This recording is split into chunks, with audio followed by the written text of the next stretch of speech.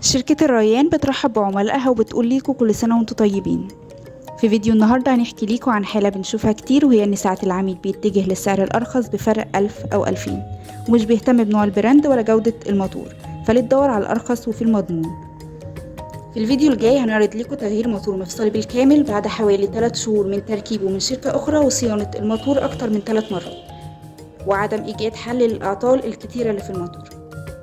وفي النهاية العميل كلمنا وتواصل معانا لتركيب موتور مفصلي كامل جديد بدل من القديم، وده اللي هنشوفه بالتفصيل في الفيديو الجاي.